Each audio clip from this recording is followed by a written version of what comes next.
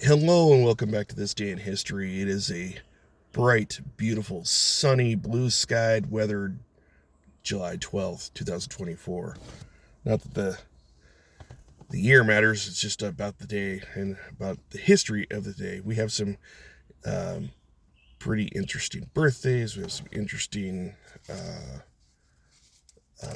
things that happened on this day. So let's just get into it, shall we?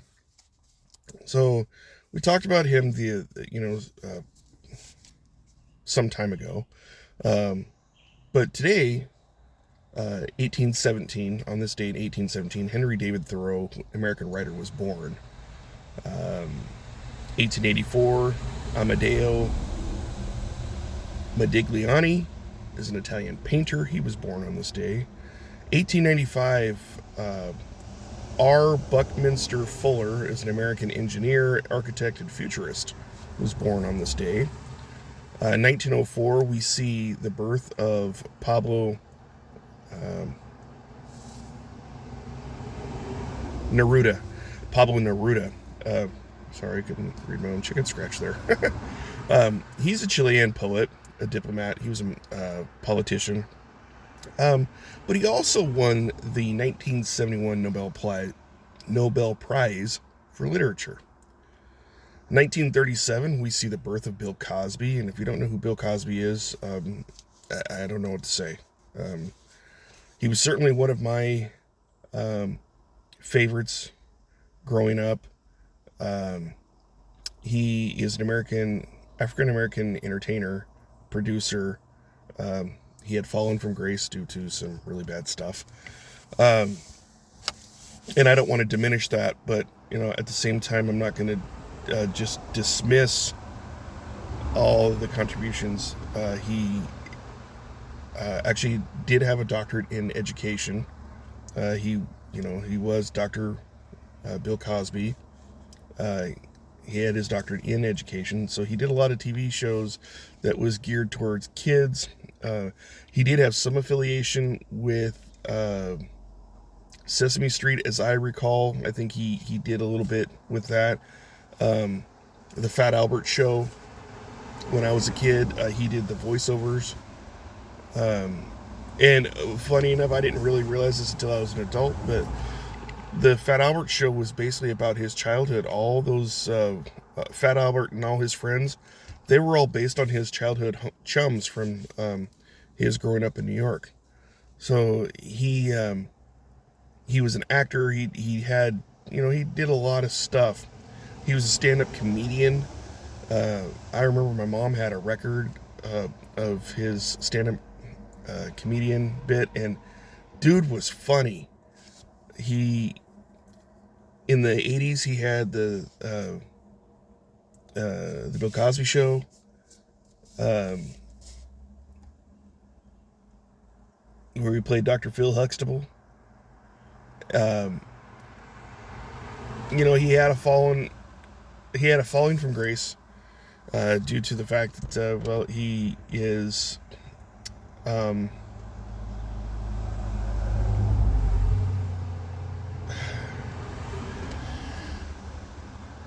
let's just say that the Me Too movement had a field day with him, and due to his nefarious activities, drugging women to sleep with them, that sort of thing. Um, it's what actually got him some prison time.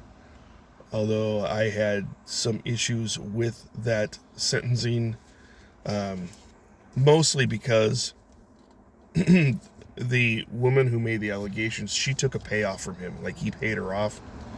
And in my mind, that when you accept a payment like that, you're basically saying it's okay what you did. And if it's not okay what you did, then you should have let the law take care of it. But instead, it's like she did some double dipping here, right? So she took his hush money, and then she turned around and you know had him brought up on charges, and he went to prison for it. I and again, I'm not excusing what he did. That's not right. I just think it's um, from the victim's point of view, you can't have both. It's one or the other. You can't get your payoff and then go have the guy thrown in prison. I think if it's in the form of a restitution, whereas like he was sentenced and then ordered to pay a restitution, that's appropriate. But to say, yeah, I'll take your hush money and symbolically say it's okay what you did, and then like when the Me Too movement kind of gets up and swinging, and they're like, oh wait, he did this to me, he should pay. Well, he already did pay. You took the money. I mean, it's an unpopular opinion. I know I'm gonna catch hell for it, but that's what I believe. I mean, like, either you use the law or you gain financial compensation, and in my mind, morally speaking, you can't have it both ways. That's just me. So, but that was Bill Cosby, and it was a sad day for me to see, a bright star that had meant so much to me growing up, fall from grace like that. The next birthday is, see if I had any others that I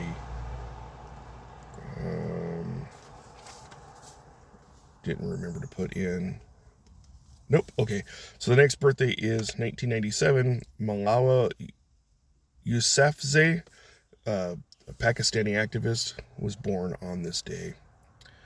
So now we get into the nitty-gritty of what happened on this day. Well, what happened on this day in 1543 is that King Henry VIII, that'd be King Henry VIII of England, marries his sixth and final wife, Catherine Parr, which they didn't stay married very long because he died, and then she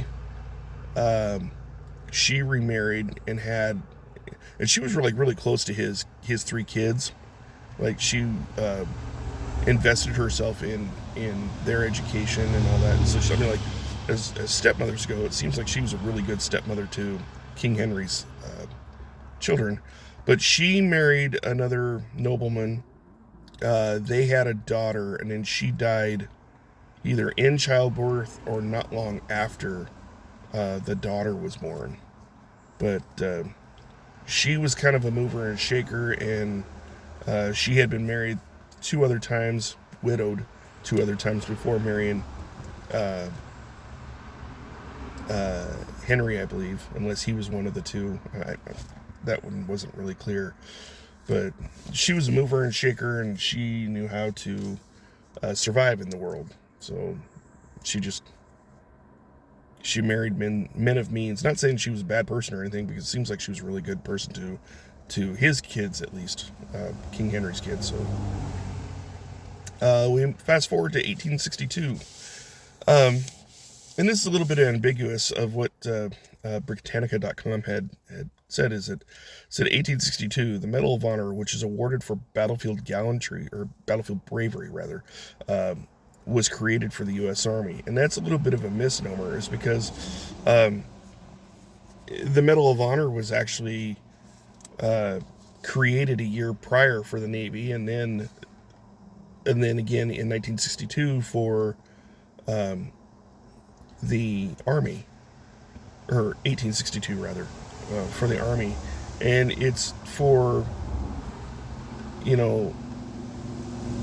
basically it's a gallantry, and I'm trying to remember what all it says, but it's basically it's for gallant service in the field. It's bravery that is above and beyond the call of duty.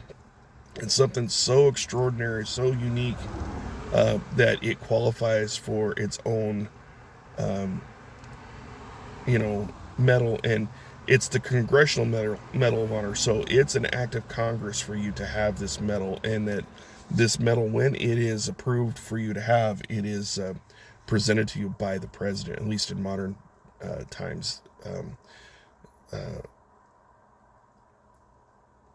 MOH recipients tend to have the president pin that medal on them, wrapped around their neck or whatever.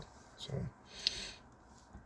in 1920, we see the independent Republic of Lithuania, having successfully expelled invading Soviets, signed a peace treaty with Russia. See, I always thought that Lithuania was absorbed by the Soviet Union, but it looks like that they tried to absorb them at one point, and they got their asses handed to them. So they signed this peace treaty, making them, friends and singing "Kumbaya" around the campfire. At some point, I do believe that Lithuania, just like Belarus, and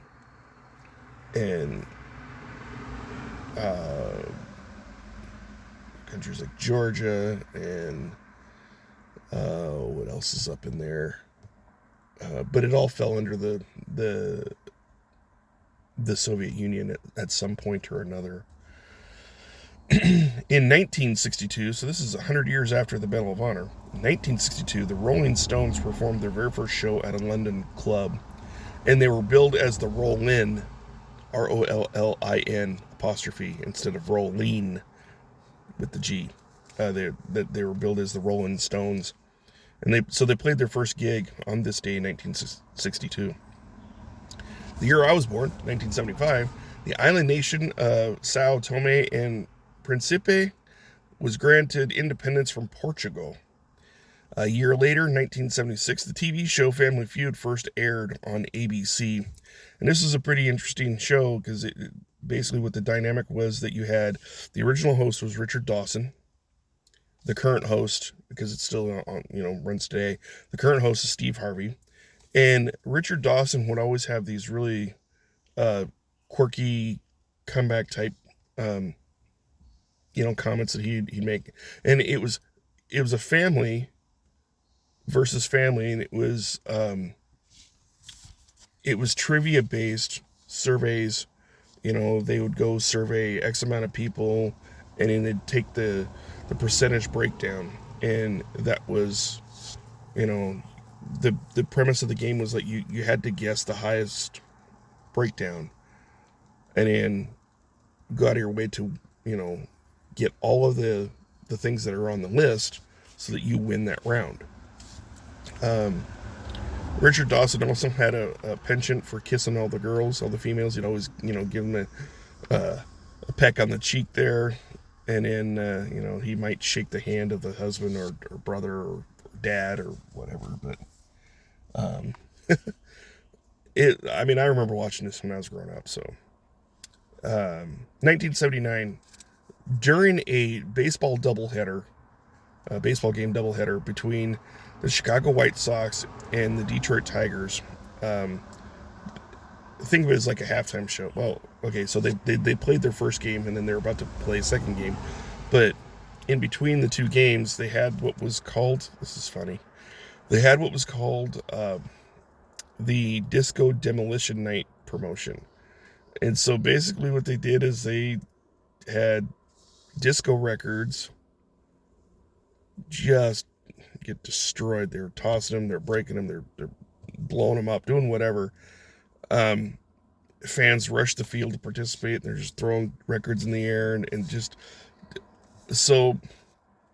And it says here that the second game was forfeited to the Tigers.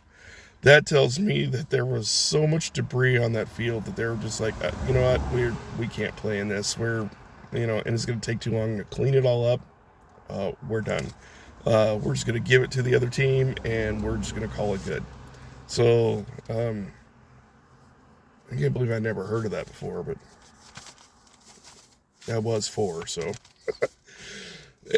In 2005, Prince Albert II, he's the only son of Prince Rainier III and Grace Kelly. Yes, the same Grace Kelly who was a American actress. He formally assumed the throne, becoming that's the throne of Morocco, rather. So becoming the king, I guess. And we have a couple other notable moments in history. 1536, Desiderius Erasmus, he was a Dutch humanist. He died on this day in 1536. But the featured event of this day is, and I vaguely remember this, it's 1984. Geraldine Ferraro is designated the running mate of Walter Mondale, and it's the first time in U.S. history that a woman is ever nominated for the vice presidency. Walter Mondale was the vice president under Carter. Um, he so Carter ran for re-election in '80, lost to Reagan. Reagan is running for re-election now, and Walter Mondale is running against him, trying to take back the country from the Republicans, because they were Democrats. And I remember it was at the time, I remember all the newspapers making it out to be like this, huge landslide. It was like a major landslide that Reagan won hands down, and he won was such a huge landslide that it was like the largest landslide in history of presidential elections. That's what it seemed like to me anyway. But at any rate, Reagan won. Mondale failed. He faded into obscurity. She was born in 1935, so she was she was like almost 50. I didn't realize that, but she died many years earlier before Mondale did. Mondale actually died more recently than she did, and so they both had long lives. But I mean, as cool as it would have been to have a first female vice president back then, I don't know that they were. I mean, obviously they weren't good for the country because they weren't elected. I mean, say what you will about Reagan. Reagan was definitely one of those presidents that did put America first. He definitely had a strong view on keeping government small and letting Americans have true freedom. He was tough on terrorism, which is something that the Democratic Party in my lifetime has been very soft on. So it's and that's true. Carter had a incredible opportunity to nip a lot of this terrorism in the bud back then. He just was so pacifistic that he didn't do anything. Not saying he's a bad man. I love Carter. I think he's a great humanitarian. But his foreign policy sucked. And then the next time you had a Democrat come in, you had Clinton. And, Clinton wasn't much better. The thing is, as far as dealing with terrorism under Clinton's watch, it's like the battles that he chose were, say what you will about them. I mean, going up against domestic terrorists here in, like Waco, Ruby Ridge, Oklahoma City, World Trade, the things like all these situations were, either he went too aggressive in one end or not aggressive enough in the other. After the 93 bombing of the World Trade Center, we find out that bin Laden was the guy who was involved in it. And during Clinton's administration, bin Laden was in our sights with it 6 times, and the man wouldn't authorize them to pull the trigger.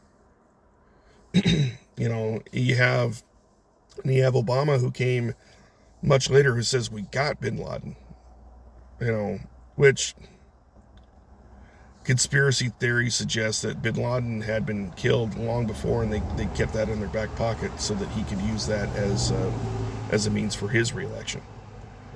And then we have Biden now, who, I think he's just so out of touch with the world that he just doesn't know what he's doing. And I don't want him to not succeed. That's never been. I mean, I didn't vote for him. I didn't want him to be president.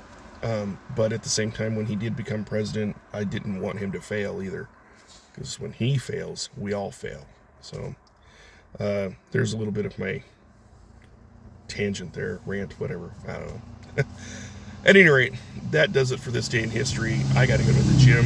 I got to get my workout in before I go to the church and help out before I go to work.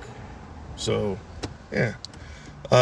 Be well, take care, be blessed, and we'll do this again tomorrow for July 13th. All right? Take care. Bye.